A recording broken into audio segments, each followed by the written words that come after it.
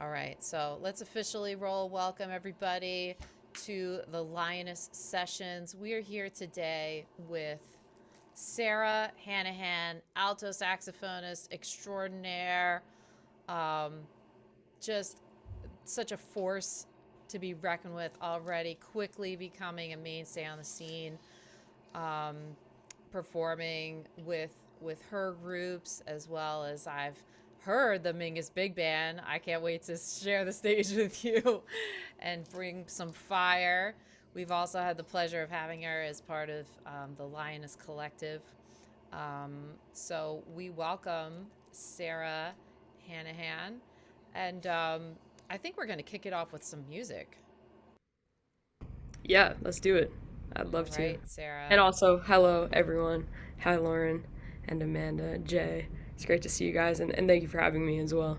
Of course, of course. So I'm gonna start with this. This is a video, and Jay actually was just mentioning it. This is a video of me playing with Emmett Cohen's trio at his pretty popular live stream called Live from Emmett's Place, and this is Parker's Moon by the illustrious Charlie Parker. Nice.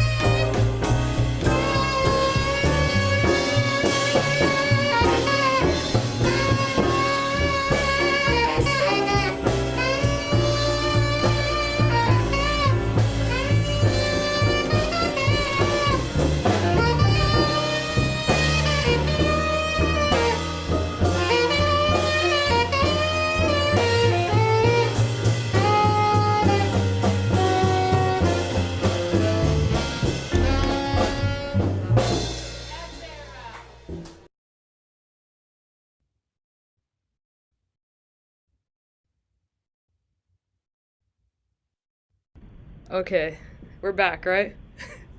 Woo! It was awesome. Oh my goodness, Sarah. There's just so many Good. like Good. my brain is like exploding right now, so I just Yeah. need it to all come back inside. I know I already have like a bazillion like comments and questions just by listening to you play, but I just have to selfishly share first. The first time I ever heard this incredible performer, it was at I was doing the auditions for Manhattan School of Music, where I was teaching at the time. Um, but Sarah came in and just played. I mean, because at music conservatory, it's this kind of environment. Everyone's, it can be very competitive, and people come in playing a certain way. But the way that Sarah came in and played, I both myself and the other faculty member were sitting there just leaning back, like, because we were just being hit with so much sound and presence and soul and power. And that's something that you cannot teach somebody. It's either in you or it's not. And however, though, I know some of Sarah's instructors, and I'm assuming that they had a pretty huge influence on the way that you approach the instrument. Sarah, would you like to speak to some of that? Because I know that you've had and continue to have some incredible mentors and teachers around you. Yeah, definitely. Oh man, I've had some incredible teachers and mentors, um, especially in college. I had the privilege to go to the Jackie McLean Institute in Hartford, Connecticut, and that just was such a huge thing for me as a musician, as a person as well. I grew up so much when I was there. Um, I had heard of Jackie McLean. Just I played the alto, and when I was in high school, I just went to public school, no art school or anything. And I knew Jackie, and I knew Bird, and I had taken lessons in school, but my dad really introduced me to the music when I was a kid. And I just loved like Jackie's playing and kind of got into it from high school. And then I remember auditioning, and they just like let me in on the spot. They were like, "We want you here, like you're coming here." And they gave me a full ride, and just like it was just like meant to be almost. And I remember I played I Hear a Rhapsody, and that was like a kind of famous song that Jackie played too on one of his first records. And one of my close mentors and professors, Nat Reeves, who played with Jackie for many years, played with Kenny Garrett and Sonny Stitt. He always says like, I remember the first day I heard you, and like I put him in tears that day because I reminded him so much of Jackie McLean. So I was really honored and privileged to go there for 4 years. And coming into the school, I knew a little bit about music, and I was already kind of a player, but really what I knew about music was like the feeling of music. And I did everything by ear when I was in high school. Like I didn't know how to, changes or anything like that, but I just listened to so much music, and like I was obsessed with the music. I would just practice all the time, and like not for anybody, just for myself, and just like I would try to like figure out Dexter Gordon stuff. And I just knew like when I heard music, anything that made me feel something, I was like, I love that. What is this? Like, Yeah. that was like what always stood out to me about the music. So when I went to Hart, I really started studying, getting into, the language and more of the technical stuff as well, but just continuing to expand on like that emotional aspect of the playing. And I played a lot with Nat Reeves and Steve Davis. Yeah. They both taught me so much. They really are responsible for kind of getting like the fear out of my head. They used to pull me up when I was, in college. They would pull me up on the bandstand when I was like 18, and we would play like Lover, like something like, just one of those things. Or we would play like Stablemates, and they would just be whooping me like for choruses. And Yeah. so I just remember like there's always great stories of like young people being mentored on the bandstand. That literally happened to me. Like it's not as common anymore, but it happened to me when I was, 18, 19, 20. Now, 20 almost 25 now. It's still happening to me. I play with them all the time, but I really have them to thank for when I was younger. They kind of like took me under their wing and were like, "Come on, like we got you." I learned so much from them just by osmosis, like not by the jazz school. Let's sit down and play some licks together. It wasn't that. Right. It was like a tradition. But I think what you were alluding to, Lauren, what one of my teachers who you know very well and played with, Abraham Burton, Yeah. he's had like the biggest effect on me, um, and has really shaped who I am. I'm very close with him. We talk and we speak. I see him now because of Mingus, and that's someone who really I have to thank so much because I always tell people Abraham never told me how to play, and Mm, he never told me like this is what you need to do, Sarah. Look at this 2/5 or any of this yeah. robot jazz. It was like he took who I was and he would pull my coat to little things like, okay, that's cool, Sarah. I hear you. Check Yeah. this out. And Mhm. Mhm. also being a good student, he says this about me too, is like I ran towards that. Like he would be like, check this out, and I would go get it. Like I Yep. was really hungry for the music, and he'd be like, okay, cool, now I'd be over here, and he'd be like, now check this out. And it was just little things. Yeah. Like he told me things before, even now when he hears me play, he's like, that was cool, I liked that. Pace yourself. Yep. Just something so small that like it's more of a concept. It's Yeah. more of like how can we develop your concept and you become your own unique player. Like you don't want to Yeah. sound like anybody who's already done it. You want to take little pieces of all of them and become yourself. Yep. So Abraham had a lot of he had a lot of influence on me, especially on the spiritual and emotional side of the music too. Yeah. Some people, and I'm sure Lauren and Amanda, you both know, like in this jazz kind of institutionalized world we have, that kind of emotional or soulful side of students kind of gets pushed down. Like not everybody wants to hear you bring that out and be like. I think it can kind of scare people sometimes. So I was I had just other about to teachers. say, people are Yeah, afraid of that. Like that's right, the right, real, like you're right. getting to the real meat and potatoes of what this is about, and that I think frightens people when they can't actually do it themselves. Do you know what I mean? Totally, totally. And like I had teachers at school, like other teachers who would like they'd be like, no, like they would push that down. They'd be like, play this lick or play these eighth notes. I used to be like, oh, but I could do that, but I want to just play one note over that. Like I just want to sing on it, you know? And they would kind of push that down in me. So thanks to Nat and Steve and Abe and Renee McLean too, who I Yeah. got to hang out with him. Direct descendant of Jackie McLean's son. Yep. I got to hang out with him and like we would just talk, We wouldn't like pull out our horns or like we would just talk and hang out. And so much of the music and the tradition is passed down verbally and like I said by osmosis. So Yep. being at the hard school of the Jackie McLean Institute that like really shaped who I am. Sarah, have you met Wayne Escapra yet? Is Wayne, Yeah, yeah, and also Wayne was Wayne, yeah. Wayne was Yeah, he was influenced greatly by McLean, and he's part of the main. yeah, Very often leads the Mingus band, right, Lauren? Okay. Yeah. So I, what I was, I feel like there, anyone that I hear that comes out of the hard school, there should, again, like there needs to be more of an emphasis on the history and this idea of mentorship because, Abraham, like, how else are we going to, continue on the tradition if we don't, like Abraham is somebody that's been around, all the people that we love and respect in terms of the music and that taught him, so that's why the way that he is mentoring you, Sarah, is so incredible and important, and yeah. I'm so glad that you know you brought up how he talks about pacing, like how to pace yourself when you're playing. And that's something when I first started playing with the band, and I've spent many times sitting next to him in the section, like for how many years I've been playing the band, like at this point, I don't know, 18, 19 years.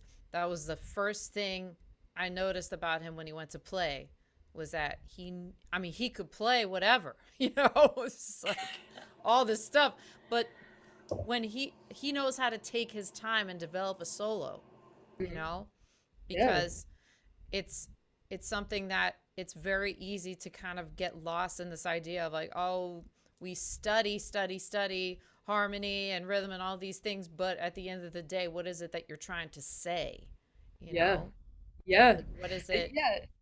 So important, I remember too in college he would say like, yeah, like I was starting to get really technical because I didn't have that, like I was saying too, I didn't have that in high school. I just had like the raw emotion, the raw like feeling, ear type of thing. But once in college, you have to get to that side of your horn. You have to learn the instrument. You have to get to the technical aspect of it. But then you have to get past that too. Yeah. And I remember, yeah, like with him, he can play anything. He plays so much stuff. But I just remember, like, you don't want someone just playing stuff in your face, like, all night. You want to, like, remember something.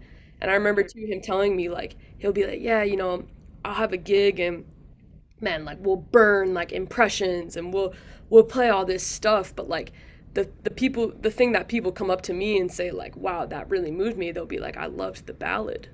Yeah. The ballad is like, Listen, I'm if gonna you go can play a home. ballad. Yeah, like plays, like so.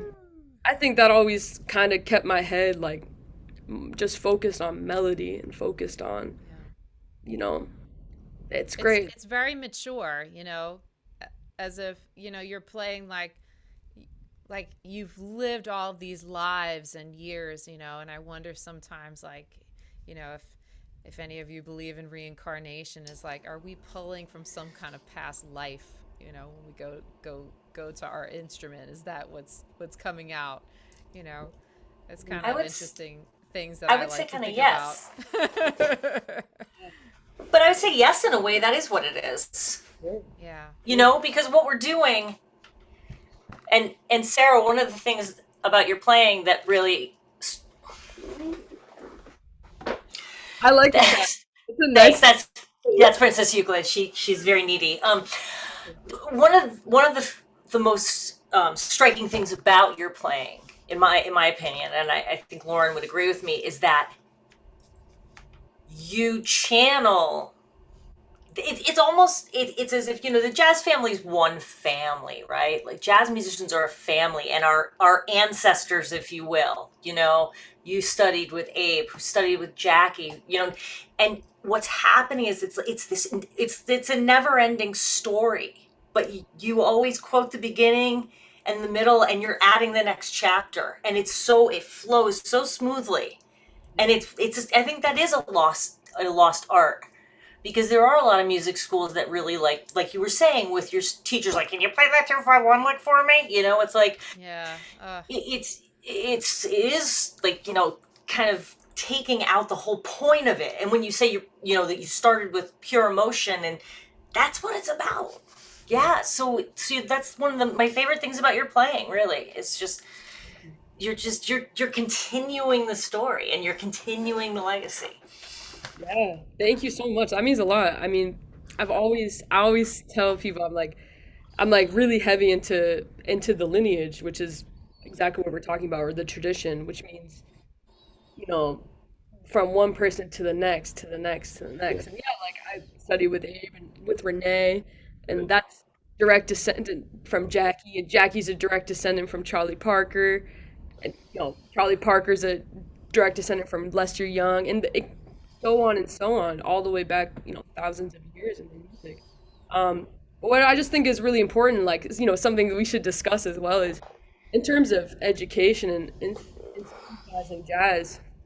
Something I notice a lot is like what you're saying, Amanda, like that kind of passed down thing is like almost like lost now. Like it's not happening as much now.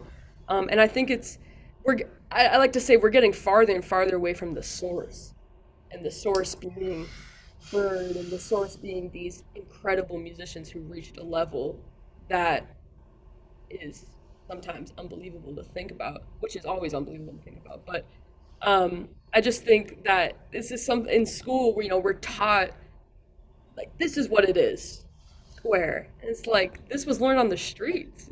This music was learned being out and being playing on stage and not knowing tunes and getting thrown into the fire and making mistakes and things like that. And now it's kind of more of a sanitized environment. And so all I'm trying to do is just become myself but honestly honor those people who have come before me as well and study and also bring my own touch to it because it is about pushing it forward too. It is about saying, okay, this is awesome. Now I've learned a lot of stuff and I'm continuing to study and learn about the past. But what is my voice? Who am I? And what am I going to bring to it?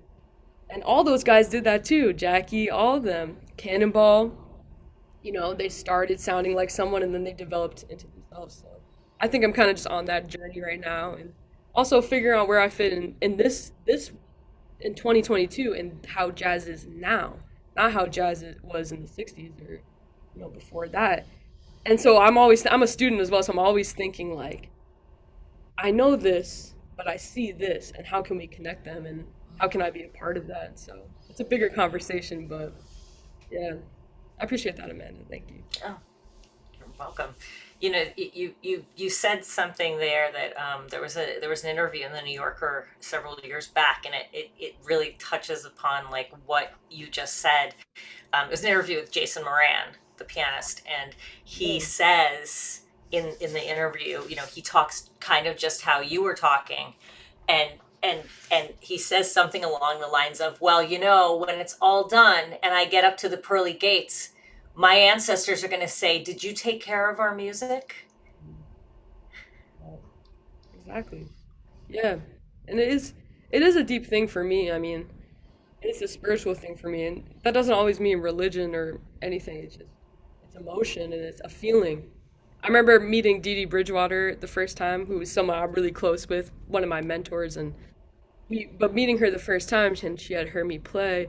I met her at the Betty Carter Jazz Ahead at the Kennedy Center. Oh, cool. Also where I met Jason Moran, and I've gotten to play with him as well in New York, and just met so many great people there. But after Dee Dee and I had worked together, we formed a great relationship. But I remember her, grabbing my head and kissing me on the forehead and saying, "The spirits have touched you," you know, and that just like sent chills. I mean, it's literally I got chills right now just saying it. Like it's a very heavy thing, and kind of like, you know, this like heaviness about the music is really important. We need to like talk about it. We need to talk about, the just like making music emotional, making music, not making it Instagram jazz or, licks. That's what I like to call it now. Instagram jazz. Yeah. Instagram jazz. Good. You guys are Insta jazz. Insta jazz. exactly. Or like selling, My doing. next video. Like, Yeah, like selling A2 no books. offense. Yeah, it's just Like, there's so much information out there. So many great people who have done this. You find hundreds of saxophone players you haven't even heard of, like incredible players that you're like discovering, like from way back when. And now it's like, oh, check out this A2 book. Learn to play on all the things you are. It's like, yeah, it's You know, it's there's, like, tough when it's pictures on solo. as education has Yeah. had this huge boom, and especially since I was in school and Amanda as well, like it just now there's so many options as far as like where you can go to school and who you can study jazz with, and in some ways it's great that people that are like that don't have access to some of the programs that we have access to here can study wherever it is that they live. But is it creating the right kind of environment to learn the music? It's hard to replicate that, and is the information being passed along in a respectful kind of way? But and so on the one hand it's kind of because sometimes when you work with people and you see how they've come to the music, it's just sort of mind-blowing, like, oh, this is not how you're supposed to be learning this. But at the same time it's like they didn't have the access to the same people and places and schools that we did, but all we Yeah. can do is just be the torchbearers and try to pass it along the best that we can, Right. because we were fortunate enough to be around the right people that told us this is an oral tradition and this is how you have to deal with the music, you know. And it's like, yeah, I could show you what I've played over this solo, but like that's really what you want to know, you Right. know. Right. Like, Yeah.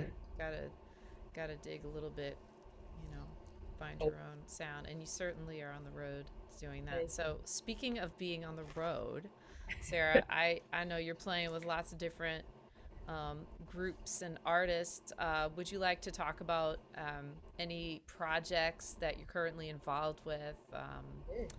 Any of your own groups or sideman groups that you're involved with? Yeah, absolutely. I was just talking to my dad last night, and I was telling him, I was like, and I feel so lucky because I'm doing a bunch of big band things, which is like awesome as a saxophone player. That's fun. Yeah, it's so much fun. It's so fun. But I'm also doing a lot of small group stuff, which I love because I think that's kind of where my heart is. But I love it. I love just playing. I'll do anything. And then I'm doing a lot of my own leader stuff and also a lot of sidemen stuff too. So I'm kind of like a little bit dipping in everything, which has been so much fun. I feel like I've been learning at like infinity speed because I'm just like a little dipping kind of everywhere, and I'm just taking it all in, like everything. But some of the kind of cool stuff I've been doing lately was the Mingus band has been a big thing for me. I started subbing. I want to say like last October or September, something like right around the fall of 2021. And I've been doing it more consistently, and we're about to go on the road. I think you're going too, right, Lauren? And Which dates are you doing? the end of April, we're doing like Woo! Yes. so we're hitting the road. We're Bring your doing, gasoline and matches, folks. that's right. Oh, We're that's doing gonna a little be fun. yeah, like a US tour. And I feel like every time I sit in that band, the saxophone sections are ridiculous. And I'm just like looking around like, is this No, real? it's so intense, like every time, you know, because you're Yeah. just. I'm just surrounded by like my heroes. And I'm like looking around. I'm like, wow, I can't believe I'm here and I get to like play. And so that's been awesome. That's been man, I've been learning so much in that band every time I sit with them, and it's an honor. I've also been teaching. I've also been playing with a great drummer, Ulysses Owens Jr. I've been doing his small group and his big band, mostly his small group though, called Generation Y. And we just went to Europe in October, and that was the first time I had gone to Europe, gone to Switzerland. I've been back over there a couple more times since then, but yeah, he took me out there, and we just had a great time. We have a tour coming up in the U.S. as well, right before we do that Mingus tour, so it's kind of back-to-back tours with him. And I just finished a week at Dizzy's with the Diva Orchestra, and that was Oh, cool. something. I know Lauren, you've played in that, yeah. Yeah. Couple of times, yeah. I know you done something like that, but yeah, I played lead alto with them, which was awesome. I've done a lot of second playing with them, but it was my first time playing lead, and I had so much fun doing Yeah. that. That's a whole other beast, right? Yeah, Playing that lead book. Woo! you better be counting. Oh my God. Listen, I remember the Can first you say like that again for any of the students that are watching? Like, you better be counting. Counting, better man. be counting. Woo. I remember the first tour, like yeah, the first big road tour I ever did was with the Diva band, and I Yeah. remember just like and getting like looking at the stack of music in the book, and Man. I was like, okay, here it goes, here we go, reading chops, Mhm.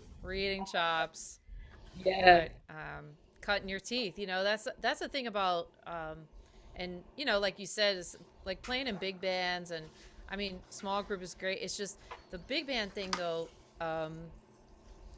it just hits so many areas. I mean, you're working on your reading, you're working on Right. playing in a section, you're Right. listening like crazy, Yeah. it's not to say you're not doing that in a small ensemble, but playing in a big band is just I feel like it's a completely different animal. Yeah, it's You a, know? a whole Oh, it different. is. Yeah, It, I it don't even totally like. is. And like, if Yeah, especially too, if people are dancing. yeah, it's over. And I that's a mean, if you ever different, played for, yeah. have you ever played for dancers in a big band? It's like Yeah, the whole thing shifts, and then you're paying attention to like the entire room and the band and everybody's, yeah, man. Yeah, teachers use so many there's so many different skills involved, you know. Yeah, yeah. There's man, I spent 2 weeks, like 2 full weeks every day, 6 hours a day, whatever, like prepping all the music. Oh wow. And Yeah. that's just because I was like I was never really a reader growing up.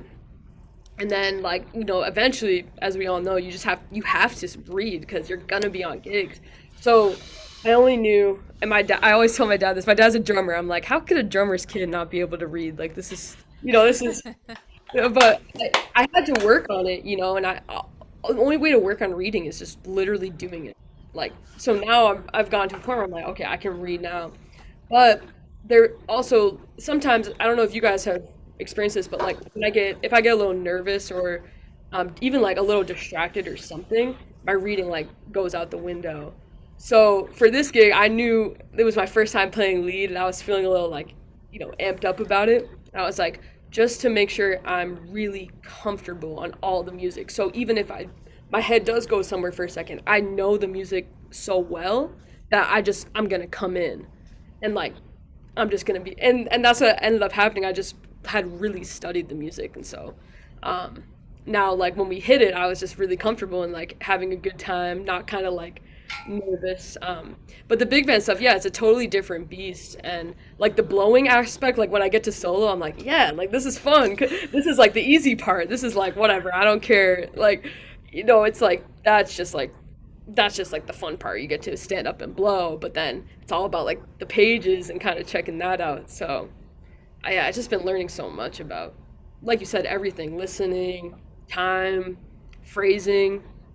There's so much to learn sitting in a section, um, past like the blowing part. And I love small group as well. And I've been doing a lot of stuff with my own quartet, smalls, and that I played plenty of places in New York, the Django, Fat Cat, and then some stuff in Connecticut too. I'm playing with Nat Reeves a bit and Steve Davis, and so yeah, I love doing everything though, just any kind of music.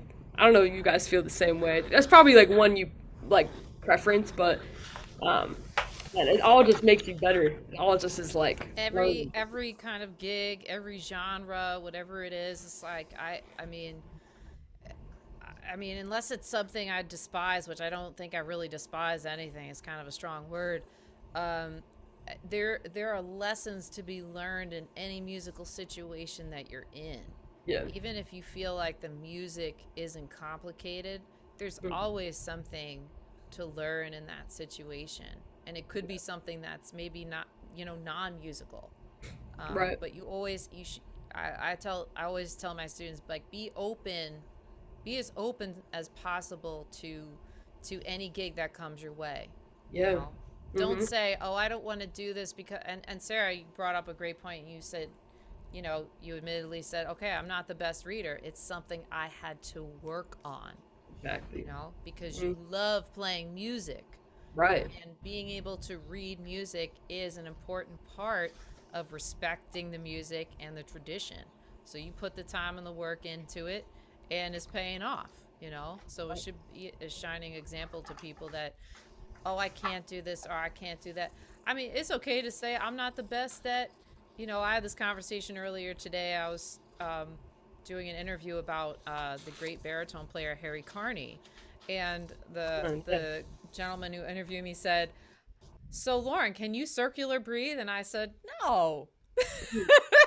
I was Right. like, "No," because Harry Carney was well known for, oh, that note at the end of Sophisticated Lady.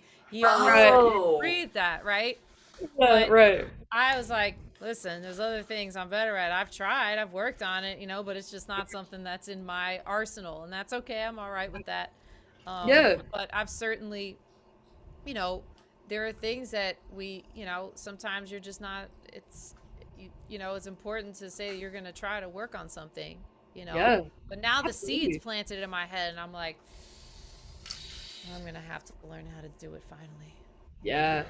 Man, man, learning this music is like goes on forever. I remember meeting Jimmy Heath in 20, I want to say like 2019 or only a couple years before he passed, and like he was sitting at the piano eating like a peanut butter jelly sandwich, like trying to figure out the chords to, well, I'm not sure, whichever song we were working on. Yeah, And he that's how he like, was, man. man, learning, like, and he'd be like, "Oh, Sarah, what was that?" Like, okay, clink, clink, clink, like, play, like, and then he'd land on it, and he'd be like, "Oh, okay." Like, man, he's like, this guy is like, in his late 80s, like, you know, Never wanted to stop learning, never. I mean, and Yeah. always like, curious. I think too, this relates back to like our society too now is so like everything is like Yeah. got it, and it's like people aren't really taking time and to say I need to slow down, like this isn't gonna come overnight, this isn't gonna come in an instant, this music definitely is not gonna come in an instant. Charlie Parker practiced for 11 hours every day. He died really young, and look at his huge mark that he left. This isn't gonna like just happen for, you have to sit and there's gonna be plenty of things you're not gonna be able to do. It's just about the will to want to learn and the will to get better. And I promise if you work on that every day, it's gonna happen. It's gonna be Yeah. slow, but you have to enjoy that process too. I love that. I love being bad at things, and like Oh yes. I Like love it. practicing too Yeah. should Oh yeah. sound bad. Oh, you should Yeah. Sound terrible. terrible. Like if you're practicing and it sounds and you're killing it, then you need to move You're on not. to something else. Yeah, Not really exactly. Yeah. practice. You're playing, You're which is playing. great fun. I love Right. playing, Right. But I want to play on the bandstand. I practice, you know. Sorry, neighbors. I practice, all kinds of awful sounding things. They're like, "Oh, Damn. you're the saxophone player." Yeah. That should be their reaction. Oh, that Right. sounds great. Yeah. Yeah. I tell all my students, like, I say, okay, so you're going to work on this and it's going to sound terrible. And that's exactly what you want. Yeah. Exactly. I don't know if you all find I feel like sometimes with a lot of my students they'll apologize immediately when they don't get something right away, and I'm like, nah, like you should be still messing this up week after week. It's all right, don't apologize, just practice. Yeah. Yeah. Yeah. It's weird. Apologizing is kind of like, I mean, it's a weird thing. I feel that as well. Like one of my teacher here at Juilliard right now, Ron Blake, he's been Oh, Ron. he has a Love Ron. beautiful cat. I was just So with him. great. Yeah, he made such a great conversation. He and that's funny that you brought up circular breathing, Lauren, because also another saxophone thing. Something like people, and I actually respect this process, and I do think it can help kind of open up things in your throat. But it's like the overtone series. Oh yeah. I literally, I just like, I can't, I can get a couple of them, but like, I'm losing in the upper register, Oh Yeah, yeah. my altissimo is pretty consistent, but I can't, I just never practiced it. I never got told, like, voicing or tongue position. Like, I was never taught that. Yeah. So Ron, who's a classical saxophone player, or he studied classical saxophone, he's a jazz player and does all kinds of things, but he's really studied classical saxophone. He's like, I can help you with that. Cool. It's gonna take time. Let's sit down and do it. Yeah. So week after week, we're doing these overtones. I'm getting better. I'm getting better. It's very small increments because it just takes time. It takes time for your body and for your muscles to really understand and to memorize those positions. But it's funny because when we play, I'll be like sounding terrible. I'll be, oh, I'm sorry, and he's just like, man, stop that. Like, this is getting better as long as you're seeing improvements and you're working on it.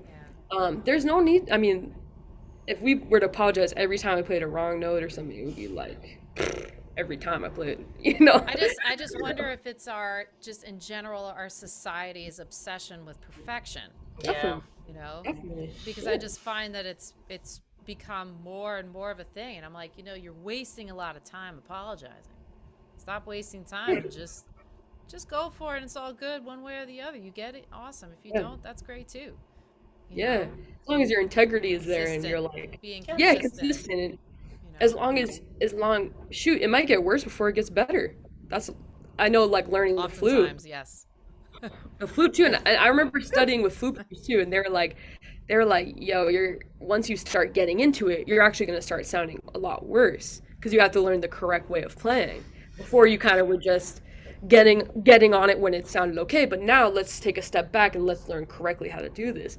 I remember sounding terrible, like I had never, like I couldn't even stand it, and then slowly but surely it was going and going, and it's like, okay, cool, you can yeah, start feeling progress. There's nothing better than feeling like I'm progressing, I'm getting better. yeah, That is so important. Not just I'm great, like that's a great feeling too, but there's nothing like you earned it, yeah. you know, like some hard work. Hard work. It's what it's about. Yeah. I Well, love let's Joyful, see. joyful work. I'm a little bit of the audience. I'm the only one here that's the audience all the time because I don't play music. How do you differentiate that technical expertise from how you get across the stage into the audience? Okay.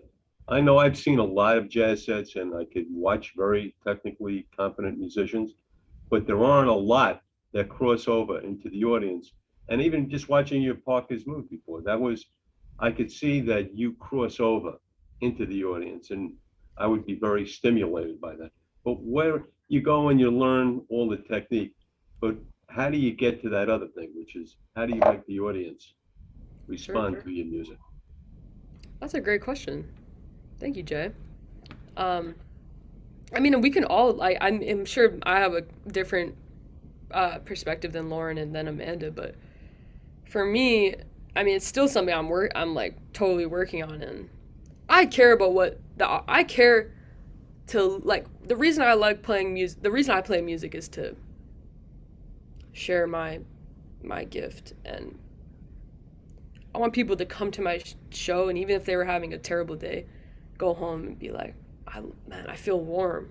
There's like that hit me. That's why I like to play. And that might not be the case for everybody. Some people like to play because it really stimulates their brain, and so those might be more of the kind of computer-esque players. There's a whole bunch of reasons to play. But for me, I think what you're saying in terms of like being able to reach the audience and hit them in the heart, that's all I want. And I I think this goes back a little bit to what we were saying too in terms of like you have to learn your instrument. You have to be able to play your instrument like get up in the morning, play like it's the back of your hand. Like you have to know. And that's a study and that's going to take time and it's going to take a while to get to that point where you're feeling like I can do whatever I want to do on this instrument. You know, that's how it should be. Once you get to that point though, you have to kind of forget about it and just play and sing and play melody and play something that people are going to resonate with. And that's what music means to me. And it's going to be different for everybody, but at least in my shows and when I play, I love things that you can remember, melodies, things you can hear. I grew up listening to like Motown and to the Temptations and to the Beatles. Like, what was so great about their songs? You could remember it and you could sing it in your head. And like for me, that's a big concept that comes into jazz. I like pop, like I loved like popular music. I do love popular music, but when I'm playing, I'm still playing a lot of chords and changes and stuff, but I'm always thinking about how can I float on top of this and play something meaningful and expressive and emotional. So that's kind of how I show who I am to the audience. And that's something that's important to me too, is connecting with people and giving them a piece of me. And so I'm still working on it, but that's something that I find very important. And I'm sure, I mean, I'd love to hear what Lauren and Amanda think as well. And, you know, it's different for everybody, so I just know that's how I connect best. Yeah. Yeah, I definitely all of that resonates with me. It's funny when I the older I get, the more and more I think about it, you know? Because Yeah, admittedly, right. when I was younger, I was certainly I feel like when I was younger, I was a little bit more self-serving. You know, I was, you know, I think we all have to have a little bit of ego to be in this music. But Definitely. I, I don't know if it was just the the the pools that I was navigating as a, you know, female baritone saxophonist. Yeah, I definitely felt like I had to more or less have a suit of armor on all the time. absolutely. Um, and a lot of it was about me, you know, and what I felt like I had to prove myself in a certain way. Um, but the older I get, the less I feel that way. And the more I'm interested in just making people, you know, happy. Maybe they're sad, you know, that's cool too. Like maybe you Yeah, don't like what I have to share, and that's cool too. You know, that's what makes the world go around. Difference of opinions.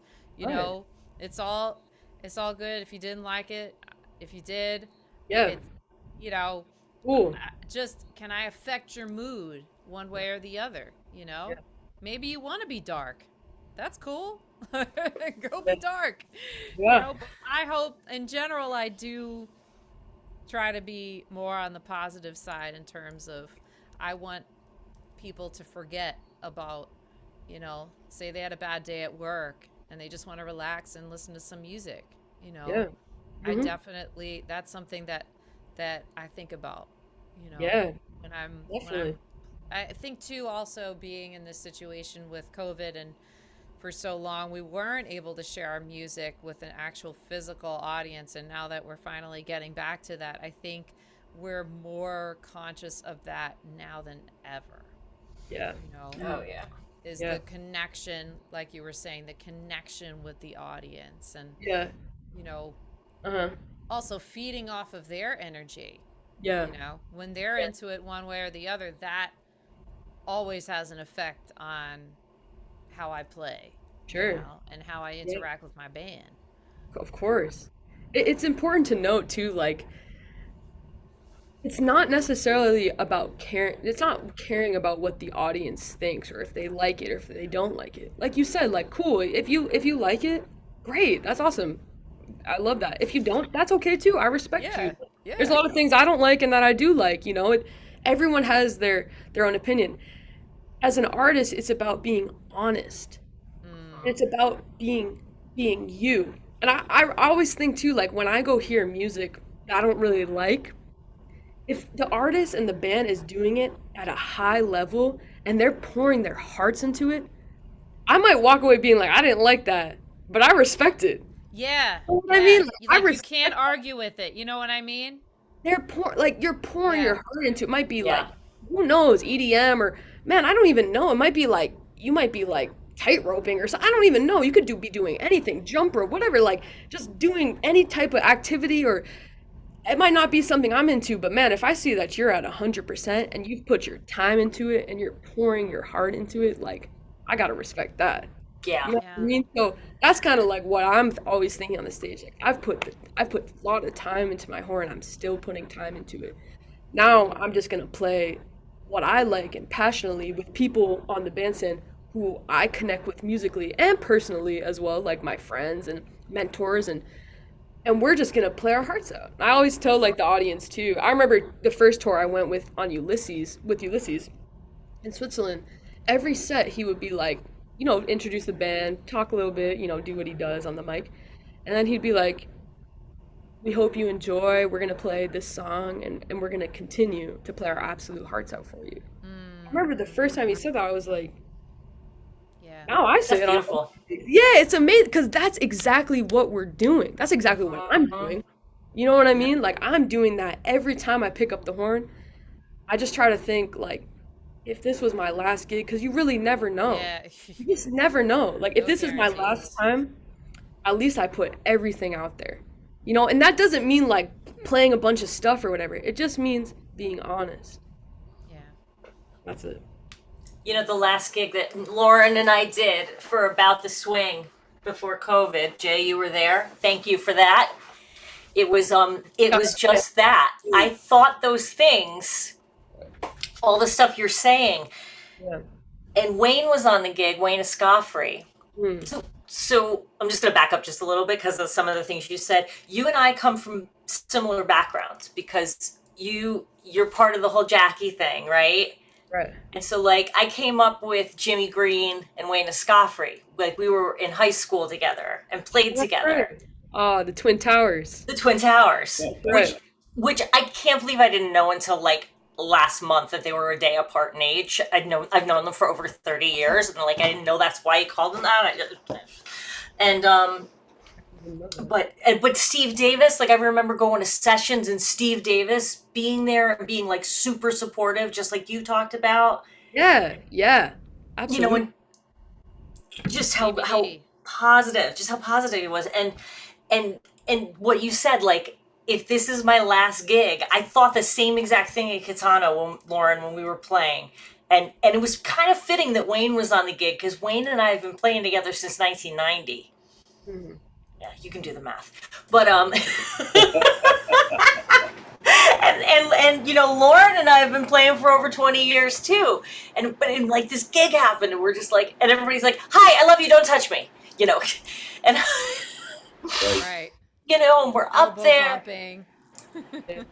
Yeah, we're up there and like, you know, people, and I think everybody did play their hearts out that night. I feel like everybody was like full on, and we did that song from a couple songs from Follies. Yeah, that was my brother-in-law's show, and he had passed away, right? Right, he had passed away, and you asked us to play some songs from Follies, so we did. And actually, fitting, one of them was called "I'm Still Here." And George, if you remember, George Young sang it. Yes. This is the principal that has been with us for years, and he's actually doing gigs now. He went from being a school principal to being a jazz singer. Oh, so good. He's so good. That night, yeah. But yeah, that night was like so deep. I don't know how you felt about it, Lauren, but like for me, I was like, if this is gonna be my last gig for God knows how long, I'm just gonna throw everything in. Yeah. Yeah, it's funny because I remember I didn't really accept that at first that was it. You know what I mean? I was just kind of like, oh, this is just like this will be over in a week or two. I honestly, no offense, like I just didn't think it was that would be it for as long as it was. You know, I just didn't. At that time I didn't have that feeling. I think it just didn't hit me. You know that was it, and I was like, nah, this is it'll be cool. But Yeah. it wasn't, Yeah, same, right. I was in. Sarah's You saying were is just wrong. don't ever you can't take it for granted, you No, know. You never. can't ever take it for granted, and that's Yeah, how you treat the music with respect and of course. Well, there and was a bring it every great time. baseball player by the name of Joe DiMaggio. He was a Yankee legend, right? And his view was that there's a kid that's going to come out and watch him play who may never ever see him again. And Mm, he wants the kid to remember him at his best. I think that's exactly what you're saying now, is that put it out there and let the audience know that you're committed to it, and they'll respect that. They may not like it, but they'll respect that. Absolutely. Yeah, I mean that like doing all the shedding and all the practicing, like that's why we do it. You know, you have to do that stuff. That's like the everyday. I remember talking to Melissa Aldana too. I was like right graduated college. I was just going through a period where I was just like I just didn't feel like practicing. You guys know, like sometimes you're just like I just don't want like I just didn't. There was like a couple months where I just was feeling very unmotivated. And I asked her, I was like, what do you do when you feel unmotivated? She said, I pick up the horn every day. Every day. Because it's like a job, you like, still go through the motion of it, even if yeah, not every sometimes the motivation thing, especially as you get older too, and you're dealing with more life stuff, and yeah, it yeah, becomes harder and harder, and I'm glad that like when I did have the time that I had, that I took advantage of it as much as possible, because I do feel like it does get more challenging to get that in, because also like as you start to play more gigs, you're trying to conserve your energy as well, yeah, yeah. but that's why in some ways with COVID, I did the most practicing I had done during the Hmm. COVID years. That, I mean, technically we're still in there, but most of us are back working. Right. I probably put in the most practice time that I had put in the last like 5 years, That's you know. amazing. Yeah. So, and then I remember like the first, you know, gig back I had, it was the concert series, Amanda, that we record for Flushing Town Hall, and it was the first time I had played with my quartet, like, and we recorded it, and all of us were just so like, wow, we're so happy to not be playing at the four walls right now and just in each other's space. And I was grateful that, okay, like this whole not being able to play gigs kind of stunk, but it did give at least me an opportunity to you know, to take advantage of the downtime, you know. Sure. But yeah, just even, yeah, if you're not, sometimes that's like, what's weird is sometimes when I have the least motivation initially is when I have the most productive practice session after the fact, after I go to sit with my horn for several minutes, and then I start to just kind of, you know, decide like, oh, I'm going to learn this tune in this key or whatever, you know, and I get really focused on something, you know. So it can turn around, you know. Yeah. And I think it's also important to, you know, not feel guilty as well when you're not motivated, because human beings aren't meant to be motivated like 1,000% of the time. It's just not reality. Yeah, I mean, this is life, you know. I remember having a really similar experience too. I had all my gigs, like, you know, when COVID was coming. I had just moved to New York and it was a little slow. Oh, wow. Yeah, I had just moved to New York like in the fall. And it was like, you know, transition, kind of like I was coming from Hartford, I was playing a lot, and then I moved to New York and like had to get out there and get on the scene, you know. And like right when COVID hit was right when like I was starting to gain some traction. Like I had gigs, I had tours, and just canceled, email after email. Within 3 days, the next months were canceled. But I had one gig left, and it was with my quartet, and it was like in a couple of days. And I remember it was at the Side Door in Connecticut. I don't know if you guys have played there, yeah? It's like a great club. I played there yet, yeah. Also, Like Lioness has to play there. Yeah, you got right? We got to do that. That's a great club. I played there a few times, and it's a Connecticut, you know, home type of thing. Yeah. So I remember we were like waiting for that to get canceled, never got canceled, and we go and play the show, and like, man, like there was some raw energy. After that date, I played that with my band. The club was closed for a year, you know, over a year. Wow, you guys were the last show, huh? Last show, and I listened back. Like for a while, we were about to put that show out as a record because it was like. I was gonna say, yeah, like, are there any plans for a record? Yeah. Yes, which we would, which we would totally will get to. But yeah, I just remember it same with COVID. Like it was like even the first couple months of COVID, I like was really turned off by practicing, and like I felt really and also just like what are we about, like what is going on. I remember going to the Side Door gig, and I packed my mom was coming, and I packed a suitcase. I'm from Massachusetts originally, right by Boston actually, Marlborough. Okay. And, Yeah. My mom was like, she was like, look, I don't know what's going on, but New York is a hot spot, so you might want to just pack a bag, like a 2-week bag or whatever. Then I was at home for over 6 months. Oh my God, you ever did? I eventually ended up going back to my apartment to get more clothes and to move out and everything, but man, for over a month, I had 2 weeks where I had a bag of like a week's worth of clothes, and I was sitting in my mom's house in Massachusetts, and like my whole world, I mean, everyone went through this, but the whole world was turned upside down. And I remember just being like, I don't want to practice. Like, I'm like, what am I? What am I? It felt like weird and selfish in a way. Yeah. Like people are dying and you Right. hear sirens all the time, and it's just it was. I think it was good for all of us musicians to kind of like sit down for a second and like it, for better or for worse, I think it helped bring a lot of clarity to everybody and to me too. That made me realize like how much I love doing what I do. Like, you know, as musicians, we're always running, like we're always tired, but I just love it. I love it. Like, man, I wouldn't trade it for the world. You have to take care of yourself, obviously, but you know, like that period of time made me really realize like this is really what I want. Like, this is what I love, you know. And eventually, I did the most practicing I've done in a long time during that period of just being at home, but it took a while. And that guilt thing is real too. Like when you're resetting, you feel like an immense amount of guilt, like but you have to let that go because everybody is on their own path. Everybody is on their own journey, and you just have to follow yours. You have to listen to what your body says to you. Your body's like, no, respect that. The horn can wait. Whatever. The piano can wait. Just take your time and know yourself. So that comes with it. Yeah. But now we can go to the record situation.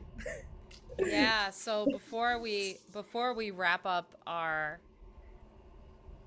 session here with Sarah, please tell everybody where they can find you on the internet and your socials and record. First record is being recorded this summer.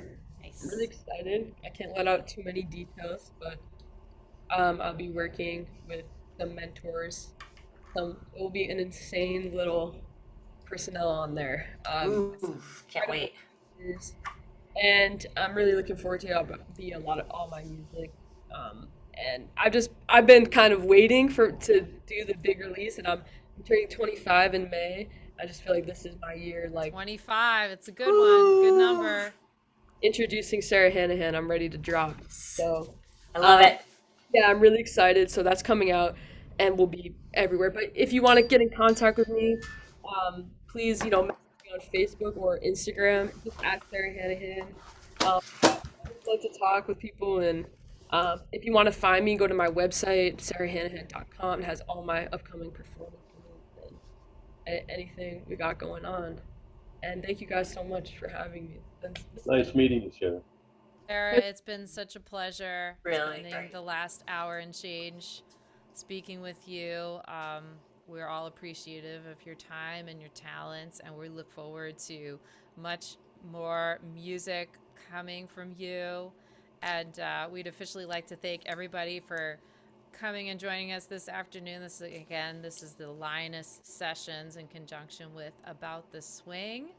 And once again, Sarah Hanahan, let's give it up. Thank you.